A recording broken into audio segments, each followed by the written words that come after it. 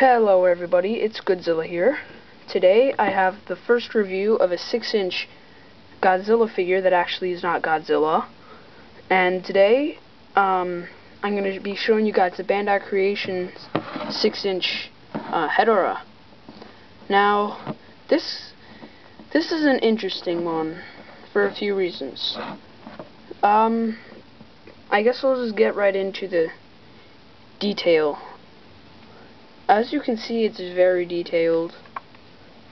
Every little, I don't know, crevice, crease thing, I don't know what to call them, but the texture on him is really nice. And up on the head, he has these little crack things, wrinkles. So it's a very, very detailed figure. The paint job also looks very nice. It looks convincing, although I think what they did was they just, put a few dots of green, red, green all over him. But I think it looks cool.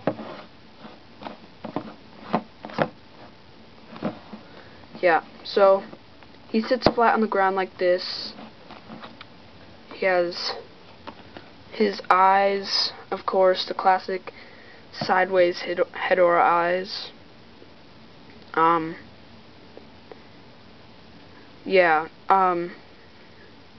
eyes look pretty good actually. They're pretty solid colored. You can see red, there's a ring of black, and then gold and black pupil. The eyes look pretty good, I think. So he has his tail back here. It's a nice touch, I guess. I'm not sure how I feel about it. But overall, his shape and build is pretty accurate to the movie. So I guess I'll get into articulation now. Well, you can do that. That's about it. Yeah, that's right. He has no articulation. He's just, a statue. It'd be kind of hard to make him, fight another monster if he just...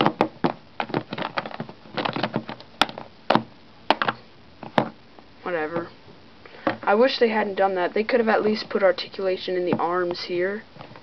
Because, I've seen the other one. I forget the exact specifications of what it's called, but it had articulation in the arms. It was a little too small, but at least it moved. This is decent sized and doesn't move. They just can't get it right.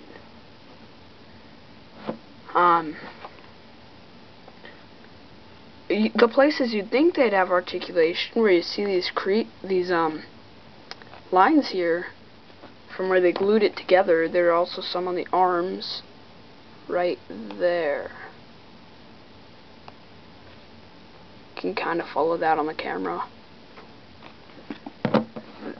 They could have at least, made his arms move in and out or something. I'm assuming these are arms, right?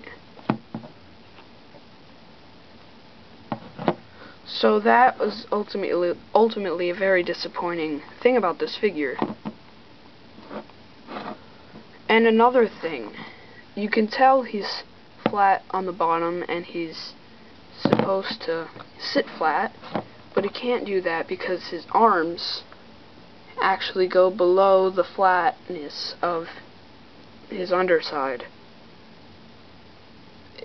I'll try to get it as flat as possible on the camera, and then you see the arms dip under that, his hand things. So he ultimately can't sit flat, and he ends up being able to wiggle a little bit. It's not too much of a problem because, like I said, he's usually just going to sit on the shelf. It's not like he can do anything except for pose for a picture. Even that he's not very good at. Maybe you could, I don't know, do something like that. Take a picture. I don't know. I'm trying to be too creative with a figure that just doesn't have any articulation. So it's gonna lose points for that, and it's gonna lose points for little lines. but the detail is very nice, and the paint job, I believe, is very convincing. So, you saw about a minute ago, I had the Bandai Creation Godzilla 68, but of course, he is too tall. He's like 6.5, 7 inches tall. He is, in the movies, he was 50 meters tall, according to the book I showed in my collection video. And in that book it says Hedora was 60 meters tall. Yeah, that doesn't work. Godzilla is actually taller than Hedora. So, instead of using this, I'm going to use the size of the regular sized figures instead. So here's Heisei Godzilla, the movie Monster Series reissue. So as you can see, that size is a little better. I'm not sure if that's a 10-meter difference between the top of his head and the top of Hedora, because Godzilla, like I said, was 50 meters. Not Heisei Godzilla, but like I said, I'm just substituting size.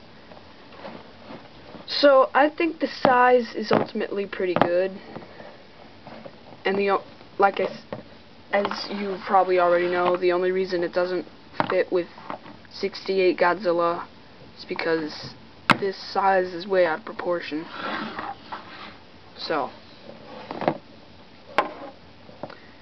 anyway, so because there's no articulation, this is probably a pretty short review.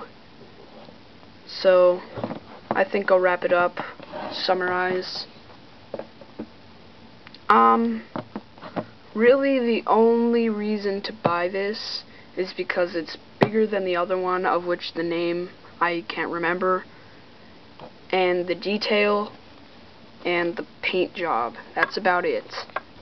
It doesn't do anything. So I'm gonna give it a 2.5 out of 5. They could have done more with this, but they decided not to, which really kind of upsets me. It'd be nice to have an articulated Hedora figure, but because they didn't, it's getting a 2.5. So that's about gonna wrap it up. Sorry I couldn't get a video out 2 days ago. The one that came out yesterday, which was all the little minifigures, I filmed that the day before and didn't get time to upload it. So sorry, there's one video missing from my daily figure reviews. But anyway, I'll try to get some more in. So yeah, that's gonna wrap it up. Thanks for watching. I'd appreciate a subscription or two if you'd have the time. And yep, see you guys.